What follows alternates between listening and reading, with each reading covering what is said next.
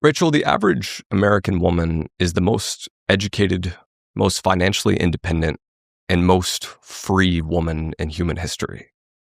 She's also the loneliest, most depressed, and least likely to have kids. Why do you think women are so unhappy in 2026? That's the million-dollar question. There's actually been two large-scale studies done trying to answer that question. I think the first came out in 2009. It was called The Paradox of Declining Female Happiness. And in this study, the authors in their summary said that women have reported, this is based on women's surveys when you're asking women their opinion on how they are doing in life, how they feel about things. They're reporting higher levels of unhappiness, like you said, loneliness, depression, than ever before. So if we go back to the 70s, which is arguably kind of the tipping point where feminism became the dominant ethos. If you go back to the early 70s where they asked women these questions, they largely reported being pretty content. And now in the 2000s, we have 26% of all American women on at least one psychiatric drug. We have higher rates of fetal alcohol syndrome and alcoholism among women than we've ever recorded before. And women just overall reporting dissatisfaction, unhappiness, a feeling of being really torn, trying to have it all, trying to have a career and be a career woman and also have a family and do all of that. Women don't know what to do with relationships because on the one hand, they want men who make more than they do. They want men who are higher achieving than they are, yet this creates a paradox, whereas women have become the number one earners of college degrees. They have now got salaries that compete with men, and they've got more equality than ever before. They're finding that the men are not suitable to marry. They're finding that, they just can't find a guy who's on their level or higher, which is what they really want. So we've created like a paradox where by giving women everything that at least feminism told us they wanted, which was full equality, independence from men so that we could choose a husband based on, who we love and not who we need, that this would make women happier. And we're finding ourselves in a position where women are reporting the highest levels of unhappiness ever. They're actually even 3 times more likely than men now to have common mental health issues. Women have always been more prone to mental health issues than men since we started tracking that, but it's gone up. It's gotten worse. The disparity has grown. Women are finding themselves in a conundrum where they've got all the things that they were told would make them happy, and they're finding that they're more dissatisfied than ever. And what often happens, you'll see these viral clips on the internet of women in their 30s and 40s, sitting alone in their car crying, saying, I did all the things I was supposed to do. I followed the prescription and I'm unhappy. I'm stressed out. I'm alone. I can't find a husband. I won't have a family.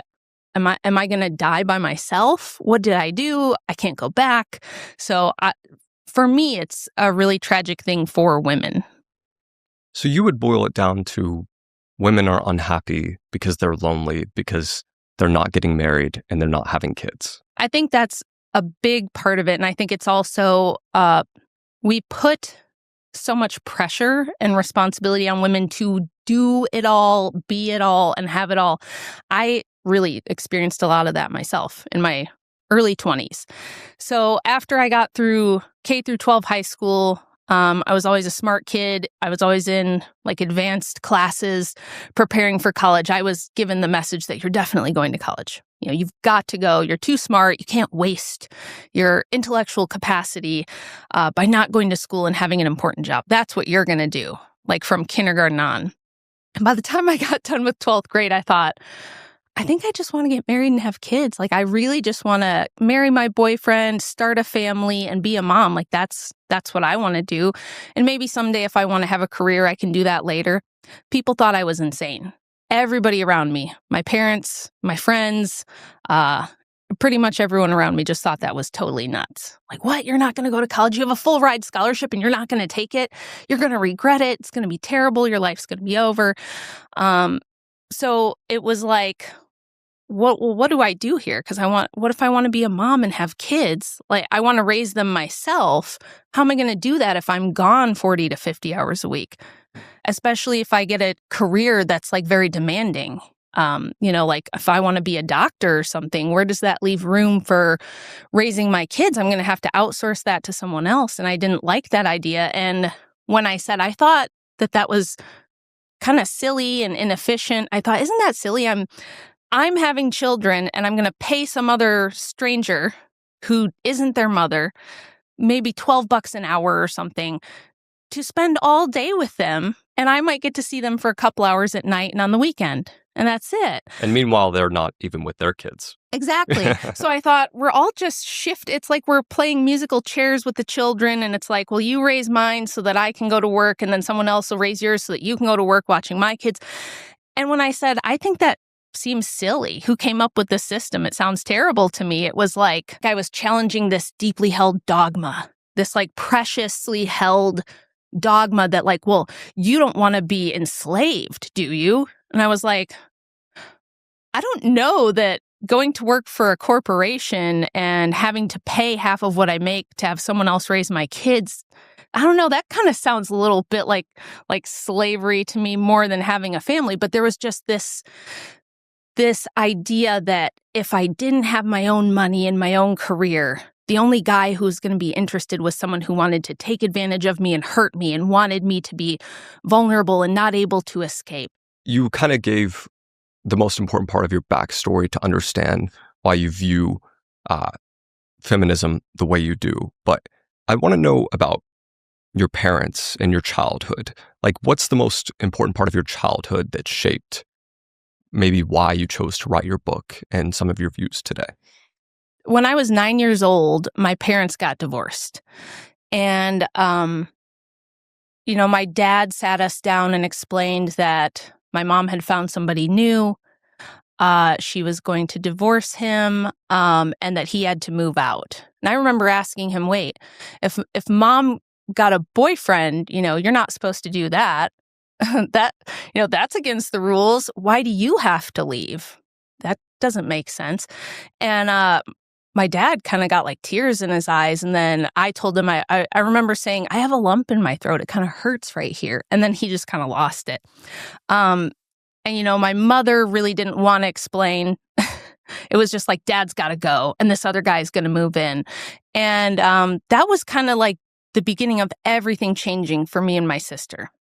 And I remember thinking, and I had people like adults in my life when I would ask, one of my mom's friends was babysitting and I was like, why? I know my mom wants a new boyfriend, but why does that mean that my dad has to move out? Now this guy's going to move in. Why can't me and my sister have our dad? And, I'm trying to figure this out as a 9-year-old. And the answer I kept getting was, well, your mom needs to be happy. And I thought, well, yeah, I want my mom to be happy. Of course, I love my mom. But what about me being happy? And what about my dad being happy? And what about my sister being happy? So that was kind of like the first seeds of me wondering, why is she the only person that matters in this equation? Shouldn't we all matter? And nobody had a good answer. So as I got older, my mother had been kind of radicalized in college as a Marxist and then started writing or reading Marxist literature like The Mists of Avalon. It's like a feminist retelling of the Camelot legend.